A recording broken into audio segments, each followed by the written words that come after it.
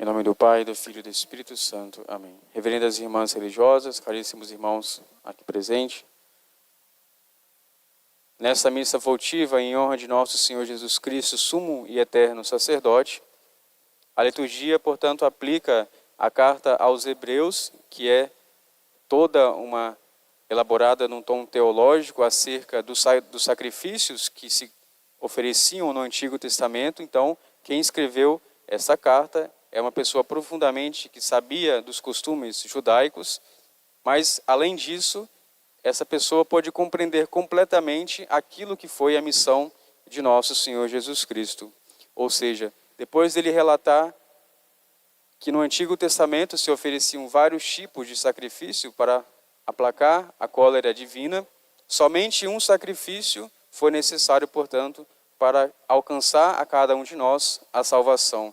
E este sacrifício, nós bem sabemos e conhecemos que foi o sacrifício de Jesus na cruz, que não precisou de sangue de animais, nem de outras ofertas, mas o próprio Deus que se encarnou no meio de nós e, portanto, Ele deu a salvação, concedeu a nós a redenção. Portanto, celebrar essa liturgia é exaltar, portanto, aquilo que Jesus alcançou para cada um de nós.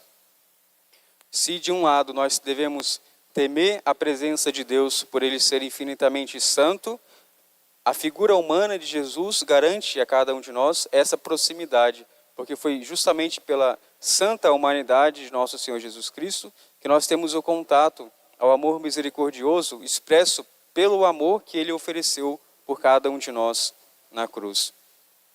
Nosso Senhor Jesus Cristo é sacerdote, humanamente falando, porque justamente nós necessitamos, para ter este contato com nosso Senhor, do seu sacrifício. Então, Ele é o único mediador entre Deus e os homens, e todas as outras mediações dos santos aurem, portanto, a sua eficácia na mediação de Jesus, nosso Senhor. Assim diz São João Paulo II. Portanto, quando nós olhamos para o sacrifício de Jesus como um sacerdote, nós devemos compreendê-lo como um homem, ou seja, Ele que ofereceu a sua própria vida a Deus Pai por amor, Ele sendo eterno como o Pai e o Espírito Santo, Ele pôde humanamente, desse modo, oferecer a sua vida, toda a sua existência para o Pai e também para o nosso resgate, para a nossa salvação.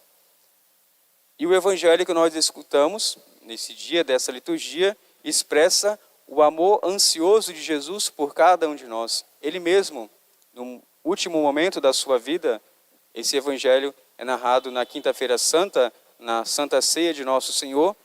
Ele está dizendo para cada um de nós que Ele teve um amor, Ele desejou ansiosamente comer com os apóstolos aquela ceia. Ou seja, desde toda a eternidade, Jesus quis, sendo Filho eterno do Pai, unir-se a nós por seu sacrifício. Porque justamente a partir do momento que Ele daria o seu corpo e o seu sangue para cada um de nós, a sua presença não seria diminuída, mas aumentaria dentro de nós.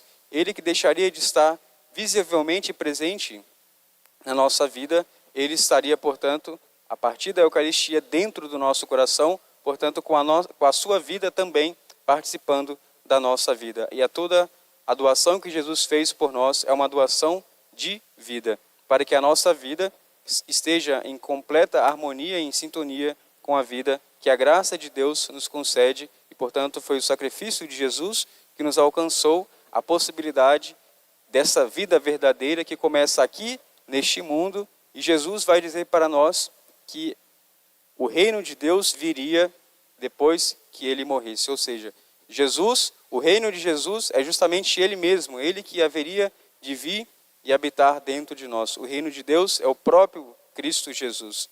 Sim, o reino de Deus também é a sua igreja, mas nós devemos recordar que cada membro da igreja é membro do corpo místico de Cristo e, portanto, nosso Senhor Jesus Cristo é o verdadeiro reino de Deus.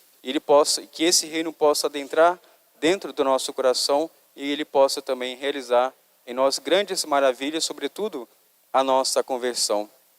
São José Maria Escrivá, falando dos sacerdotes, ele dizia que nós, antes de criticar algum sacerdote, seja por seu defeito, seja por conta da sua personalidade, nós deveríamos lembrar, em primeiro lugar, que o sacerdote, e qualquer sacerdote, é sempre outro Cristo. Mesmo que ele seja pecador por conta da sua humanidade, seja por suas infidelidades, mas sempre ele será, por conta da sua ordenação, da sua consagração a Deus, ele será sempre um outro sacerdote. E a nossa atitude diante de outro sacerdote deve ser, portanto, a mesma que nós teríamos com nosso Senhor. E São João Crisóstomo também, no seu livro sobre o sacerdócio, ele que pôde escrever os 7 livros sobre o sacerdócio, ele vai mostrar a dignidade sacerdotal justamente porque ele mesmo, no momento da sua ordenação sacerdotal, ele fugiu, ele não se considerou digno desse chamado, mas posteriormente, por conta da vontade de Deus, ele aceitou ser ordenado e, portanto, ele também foi um sacerdote santo. E como diz a Epístola aos Hebreus, muitas coisas nós poderíamos falar sobre o sacerdócio. O sacerdócio que os padres recebem de Cristo é algo tão grandioso que nós não podemos explicar e muito menos entender. Mas basta que nós tenhamos a fé na pessoa de nosso Senhor, que age por meio dos sacerdotes. Então a gente deve, além de toda a admiração pelo sacerdócio que brota do próprio coração de nosso Senhor Jesus Cristo, nós devemos ter sempre uma atitude oracional, ou seja, pedir e rezar sempre pela santificação de todos os sacerdotes. E muito devemos evitar de criticar algumas das suas atitudes, mesmo que nós não concordamos, mas nós devemos rezar, portanto, por sua conversão e também pela sua santificação. Que o coração sacerdotal de nosso Senhor Jesus Cristo conceda a nós uma admiração tão grande por esse grande dom que é a ordem, ou seja, a ordenação no sacerdócio que ele concedeu à sua igreja. Louvado seja nosso Senhor Jesus Cristo, para sempre seja louvado. Em nome do Pai, do Filho e do Espírito Santo. Amém.